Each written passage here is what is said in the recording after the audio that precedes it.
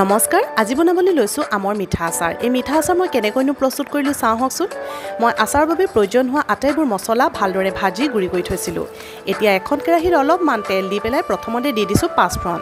পাঁচফোৰণখিনি ভালকৈ ফুটি যোৱাৰ পাছত মই বাৰ্ণাৰ ছুইচটো অফ কৰি লৈছোঁ আৰু এই গৰম তেলতে দি দিছোঁ অলপমান হালধি, এয়া সৰিয়হৰ গুড়ি আৰু লগতে দি দিছোঁ কেইচামুচমান ধনিয়া গুড়ি। এতিয়া এটা বাউলত মই আগতে শুকুৱাই থোৱা আম অলপ দি দিছোঁ আৰু লগত দি দিছোঁ গুড় আৰু সেই তেলত দিয়া মছলাখিনি। এতিয়া এইখিনি ভালকৈ মিহলাই ল'ম আৰু ইয়াতে মই আগত মছলা সানি থোৱা আম এখিনিও এয়া দি দিছোঁ আৰু লগতে ভোট জলকীয়াৰ টুকুৰা কেইটামানো দি দিছোঁ। এইখিনি ভালকৈ মিহলাই লৈ মই পুনৰ এখন কেৰাহী গেছত তুলি দিছোঁ। তুলি পেলাই ইয়াত গুড় অলপ দি ভালদৰে লৰাই দিছোঁ আৰু এইখিনি উতল অহাৰ পাছত অলপ ডাঠ হ'লেই আমাৰ আমৰ মিঠা আচাৰ ৰেডি হৈ যাব। এয়া চাওক, আমৰ মিঠা আচাৰ খাবৰ বাবে ৰেডি। আজিলৈ আহিলোঁ।